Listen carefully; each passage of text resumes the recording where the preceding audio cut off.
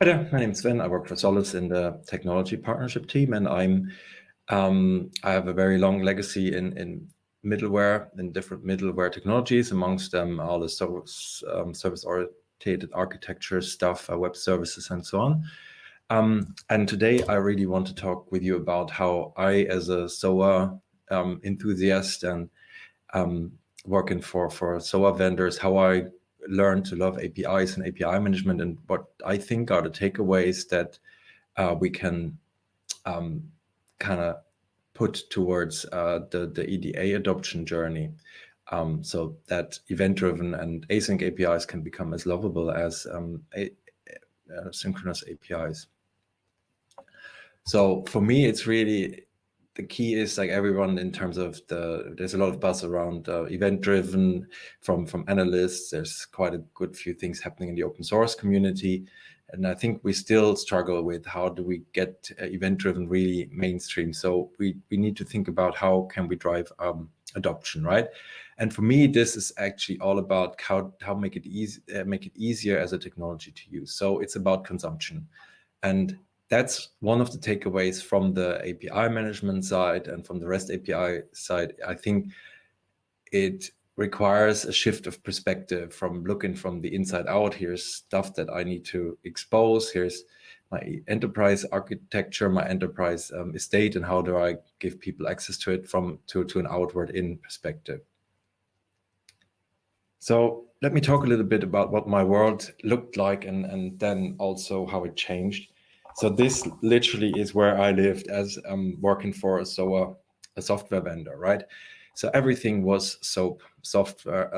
So everything was web services based on the SOAP specifications, XML definitions, all of that good stuff. All the contracts were defined there. Literally anything I touched, say I wanted to write to a database, read from a database, write to the CRM system, everything was a SOAP web service. So that's what my world looked like. And I think in the event-driven world, for many of us, our world is a bit like that as well. It's not full of SOAP, but it's full of event-driven paradigms and decoupling and so on, right? And so I lived in that world, and then my life changed a little bit, or I changed it. I worked for a software consultancy, and we started, so this kind of just to put the context in there as well. We built this kind of service desk application where different parties would interact with it. There were web apps and apps that were running on mobile phones and on tablets and so on, right? And all kinds of parties interacted with that. And I went along with the developers, with my development team, the kind of technologies they would want to use to build their front ends, the things they would use to build their backend services, and mostly kind of REST-ish APIs, right? I went along with that, and that was all fine as well. But at some stage, a requirement came up. So some of the partners that were using these applications were saying, like, you know what, we have a lot of systems on our side, so can we not have an interface so we can kind of subscribe to events on your side, just like a new service request, for example, and then we can respond to that, and we can submit our billing information and so on, right? And that's where I kind of stepped in and said, guys, do you know what? I got this, right? So this is exactly this ticks all my boxes from the SOAP world. So I need to go off and build essentially the specification for that web service, and then we'll craft a nice SOAP-based web service, right? And I did that. And then I took that specification and documentation, I don't know, 15, 20 pages of it, to my development team, and something funny happened. They actually hated me for it. All right, so they had to figure out now how do we do XML processing? How do we expose this as a web service? Took them out of their comfort zone, right? And I thought, okay, that's my development team. So, you know what they do, as they're told, and this is definitely the right solution. And then we presented this to the partners that were supposed to use this interface. And unfortunately, with their developers, the same thing happened. On the client side, they actually kind of looked at this, like, this looks overly complex and taxing, and how do I use this? And do I really need to read these 20 pages of documentation? So I got this moment turned out in the end to be a hold my beer type moment. And the only redeeming thing about that is that actually I was in very good company. So if you worked for, I don't know, a telco, back in those days, you'd expose your web services using some sort of industry standards. And if I wanted to actually say, use your services, and I wanted to use, say, the text message, I would go and talk to your salespeople, and then I would talk to the technical people, and I'd get my 100-page documentation, and we'd sign an NDA and all that good stuff, most probably. So it was a horrible experience all around. So I wasn't the only one creating one of those horrible developer experiences. And then kind of what changed in this respect is, if you look at what a SOAP web service looks like, it's essentially kind of like clunky and unpleasant to use, right? And on the other end, just sticking with the telco example, the telco world was all barbed wire as a developer. And then something else happened, like all of these other REST APIs like Twilio turned up, where you could easily send a text message with a simple HTTP call, essentially, right? You'd even get like 20 or 200 or whatever kind of text messages a month for free. So that was a lot simpler to use. So if I, as a developer, and that's kind of like I'm getting into kind of changing the perspective here, how I look at things, right? If I, as a developer, need to send a text message, this is not the biggest thing I've got on my plate that I need to take care of, right? It's actually just a throwaway thing I need to do. So which way would I rather go? Do I go the left way, where I actually have to go through all that barbed wire, or do I go the right way, where it's easy, where it's an easy, simple interface that I can sign up to, and may even get a couple of free texts to try this out before I start being charged for it, right? And that's really what played out all over the world, right? With Twitter and Facebook using REST APIs, and they're becoming very much the status quo. They all kind of like came up with conventions. They started to become kind of standardized. How do you do certain things in APIs, paging, queries, and all this kind of stuff, right? So that was your choices there, and the developers literally voted with their feet, as they did with me at least. That's what happened kind of in terms of like what developer experience looked like, and where they found the path of least resistance. Now, the other thing is, like in the old SOA world, of course, there were all kinds of things like SOA gateways as well as so SOA governance gateways and things like that. And at that time, roughly, like also the API management gateway started to emerge when I worked with my development team there, and I later on actually worked for an API management vendor. And if you look at the approach these companies took, and some of them actually had to reinvent themselves because they started as SOA governance tools. The SOA approach and the web services approach was, if I want to expose something, I actually need to put something that is actually already gnarly and hard to use. I actually need to put more red tape around it. So that's the SOA gateways. That's the picture on the left, right? So we needed to add more things like message signing, addressing, message routing, all kinds of stuff in there to make it even harder and more unpleasant to use, right? And impose quite heavy and taxing security controls and all this kind of stuff, right?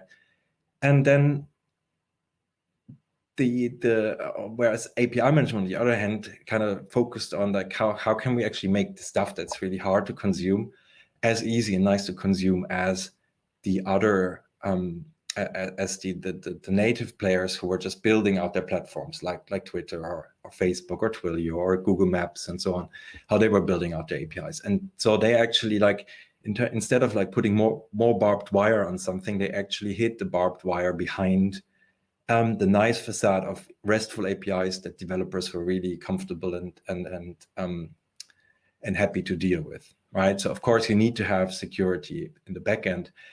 You need to secure your core enterprise resources and all this kind of stuff. But at the end of the day, if you want to attract developers, you need to make their lives easy. That's kind of like what the approach that API management took.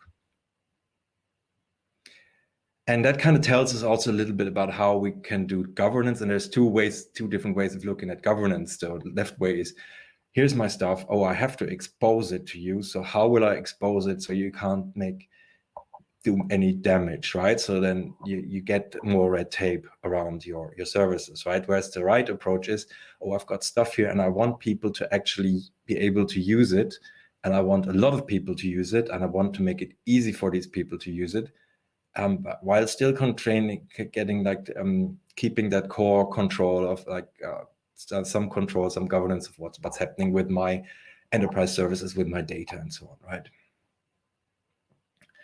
And this kind of like these different approaches to governance, I kind of saw them in many different places. So I'm just going to give you an example of a sales cycle I went through as a sales engineer for an API management vendor. And this is a UK retailer. The photos I've chosen are actually pretty close to how these rooms that I met people in actually looked like. So as we all do on the sales side, we try to find a lot of different people to talk to in a prospect organization, talk to different stakeholders and so on. So in this case, we got a meeting with the more kind of line of business people. So IT-minded people from the line of business, right?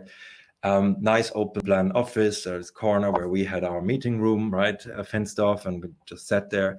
And we told them, like what we always told as API management vendors was like, yeah, here we've got a way to expose and make your enterprise services really easy to consume, so any developer can consume them, and they can be internal developers or external developers, doesn't really matter. We can support that, and how does that sound to get more get easier access to your resources, and typically we'd ask also things around, is there shadow IT? Are people signing up for SaaS platforms? Are like all these questions that are probing around, kind of like, is there a lot of effort to actually circumvent enterprise IT and do their own stuff on the line of business side? And would it make things easier if your enterprise resources were as easy to consume as the things that you can sign up with your credit card, the SaaS platforms, and all of these things, right? So they said, yeah, of course, that's what's happening here. We do have these SaaS platforms. We do actually have a couple of servers sitting on the floor over there under I don't know, Mary's desk, and they do bits and pieces of this business process or that business process, right? So that's what we heard from them. And then we talked to the enterprise architects, and they essentially are more the systems architects, right? We told them exactly the same story and asked them like, yeah, how would that look to you? And they said like, yeah, question,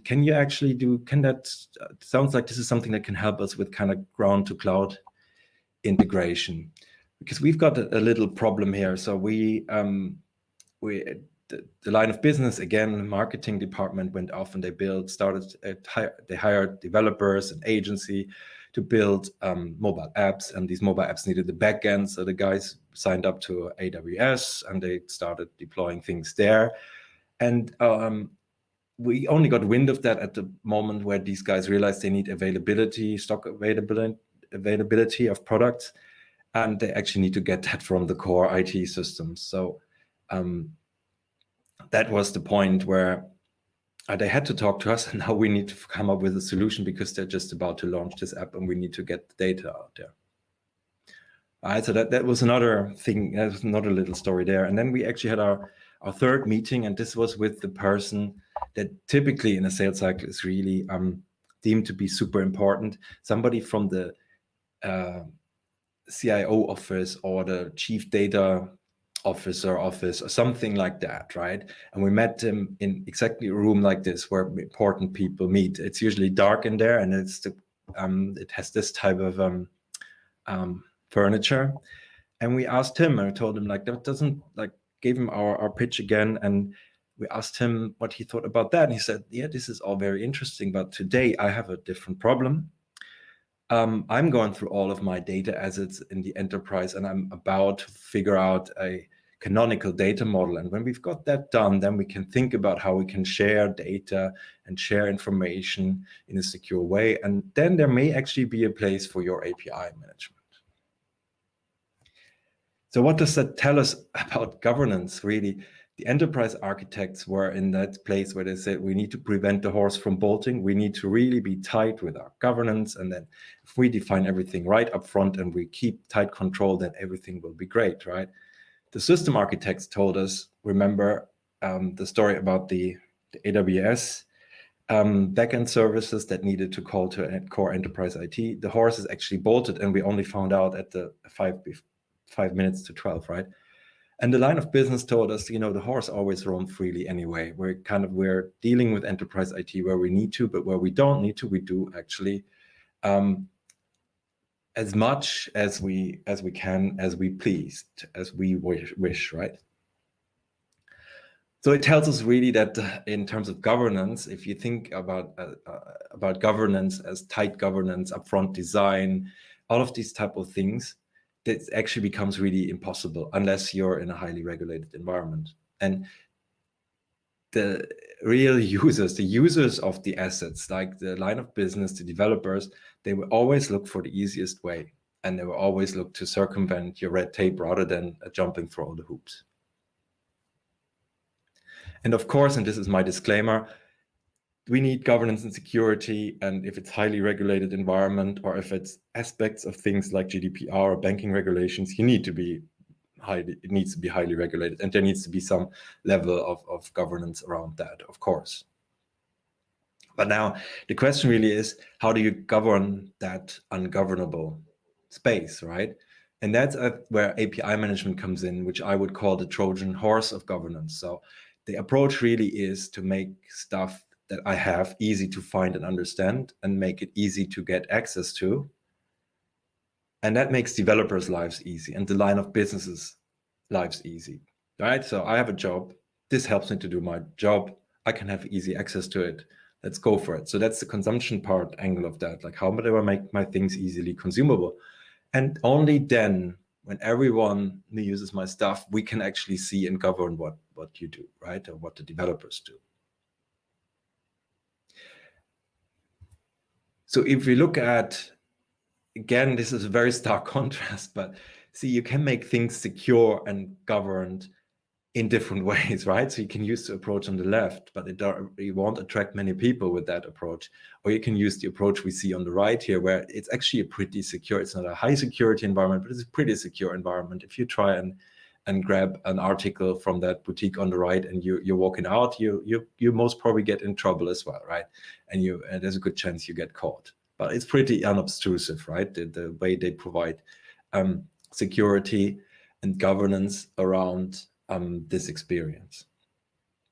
And that's really the kind of the change in perspective, I think, that we saw with API management, also like the crossroads that I think are in terms of ED8 governance. Do we follow the SOA governance route first, or do we go straight down the API management route? So let's talk about event-driven a little bit. The good thing about event-driven is there's always, or nearly always, a broker, and everyone needs to go through it anyway. So this is a lot different, of course, to the API, RESTful API or the synchronous API world, where you actually have point-to-point communications, and it's hard to actually get people onto your API management platform and entice them onto it, right? So here we always have that point of where we can enforce governance, and also we don't really, so we have a gateway essentially, which is the broker, and that gateway, the broker, has a lot of built-in policies already around security and access control and so on. So that's a good. The not so good is the fact that there's so many different messaging APIs, the different implementations of these APIs. It's all about the decoupling of processes. So that's hard to understand. The brokers are usually closely guarded because they're part of the enterprise estate, and that means developers have a really hard time using our stuff, right? And I think that's where we need to change if we want to drive adoption of event-driven. Because people will circumvent event-driven. So let's look at this here. If I, as a developer, need to get access to certain events, I've got the route. I've gotten down on the left-hand side, the event-driven world, which is still very barbed wiry. How do I get access? Which topics, queues can I subscribe to? And so on. to get to actually the events that I'm interested in, which are up here, right? So that's the big price we're going for.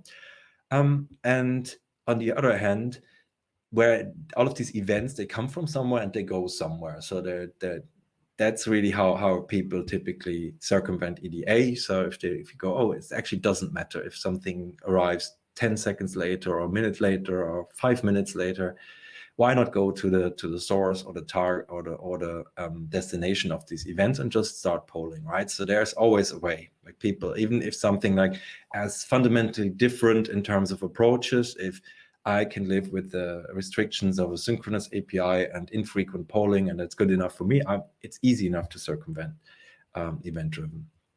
So what we really need is that Trojan horse of EDA governance. And that means we need to build great API products, and we need to create a great buying experience for developers so they can actually use these event-driven APIs. And then we also need to, it's nice to kind of sell all our products in our own shops, but you want to put it onto as many shelves as possible so more people are using your stuff. So you need to join up with API management. And how do we do that?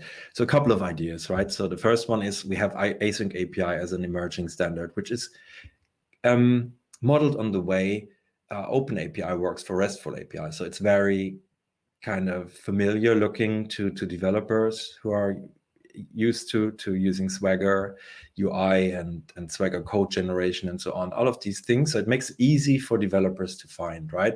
And we can use these async APIs to bundle together events, or may even like put different API definitions together and say, this is the stuff you need. For instance, if you want to build an e-commerce app, you need your catalog update feeds, and you need to be able to subscribe to customer update feeds, and you need to be able to send us customer geographic updates, like the addresses and things like that, right? So you bundle all this together, and you actually have a shop window, like the async API become the products you put on the shelves to say the developers can come in, can look at them, can understand what they do, and can get access to them, right? So that's the one thing. And then we hope developers will do this. They'll fill their bags with stuff with our great async API stuff, right? Then if you look at the supply chain, there's loads of things that happen up front to get this async API up and running, right? But right now I think we need to think about getting the products out. So putting products on shelves. We shouldn't care too much about how they got there, right? So it's all about putting the products on the shelves and then build that experience where I can say, this is what I'm interested in. It works for me. This helps me to do my job. Can I check out now? Can I use this? Can I fill my bags with these async API products, right? And check out, which means, can I get access to it? And can I do that without actually having to interact with an organization? Can I do this self-service, right? So these are the things we really need to get at for async APIs. And we really, I think this goes back to how we often look and think about EDA is that kind of like an enterprise architecture domain, right? And architecture paradigm and so on, right? We tend to think about all the things you need to do before you actually get these async APIs in the warehouse, into the boxes. So there's a whole long async API supply chain, and to do all that, assemble events and put assigning topic namespaces and all this kind of stuff, right? There's a long list of things you need to do before getting things onto the shelf. But from my point of view, as long as you don't have buyers, so you don't have products on the shelves and buyers are not being able to rip it off the shelves and be happy with that and take it home with them, there is actually no need for this supply chain. I'd argue, like, as long as you can get products somehow onto the shelves and people are starting to use it, it doesn't matter that much. And you can actually turn your cottage industry of making events consumable via async API and offering them through some sort of developer portal. Once you've built that cottage industry, you can then in a later stage build an industrial scale manufacturing pipeline, right? So those are really the lessons we can learn from API management, where they actually said, okay, let's take APIs and manage them like products. These are things that add value or provide value to developers who want to do certain things. So in the API management space, people actually started to talk about, value proposition interfaces rather than application programming interfaces, APIs, right? So it becomes from application-centric and from inward-centric to use case-centric. So if I want to enable as a retailer, I want to enable my business partners to build exciting new use cases that kind of somehow resell my stuff as well, or build a more exciting buying experience around the stuff that I have got on my shelves, right? I need to give them the right things to be able to do the job. And this is really like again, if you can't beat them, join them approach, right? Because the REST APIs, if you look at what happened with API management, with how people like the telcos, for example, used all these clunky web services before, and they of course have now shiny developer portals where you can do self-service sign-on and so on. So the whole REST API and then the API management aspect around that was a, we can't beat them, we need to join them approach. And for now, I think today we really need to think about something I call integrated API management. And that integrated API management, I describe it in this way: developer, we start with the developer need, right? So if I'm developing a supply chain, or if I do kind of supply chain management, cargo tracking, for example, and I offer APIs to developers, what do they need? They need access to historical data. Where has my container been? Has it been hot, cold, whatnot, right? Where has it been over the last 12 hours or the last 24 hours or since the thing was shipped, right? And then you also want to have real-time events. So I don't know, the container goes to somewhere where I'm actually interested in, particularly interested in where it goes and if the doors are open or closed. I actually want to subscribe to that, right? So the developer needs a mix of both of these type of APIs. And the solution for that is kind of like a one-stop shop where you provide both sync APIs and async APIs under one umbrella, essentially, packaged as products. So developer can go, oh, this is what I need if I wanted to build a cargo tracking app. I need these synchronous APIs, these asynchronous APIs, and that together will enable me to build my use case, right? So to wrap this up, how did we start talking about this? I think today we need to think a lot about how we drive event-driven adoption. How do we make EDA more suitable for masses of developers, right? And what I learned from the API management side is that you actually need to look at this. To drive adoption, you need to make your things easy to use. So you make things easily consumable and fit or meet a specific need, right? And that requires us to shift the perspective from looking from the inside out. Here's my stuff. Oh, I need to expose it, but I want to be really careful about it, to here's a need. I've got some things that address it. How will I make these? How will I package my stuff up? It's easy to consume. And that's essentially the big lesson from what I had to go through from the SOA world, looking at how REST APIs and API management worked. That was the big lesson for me there.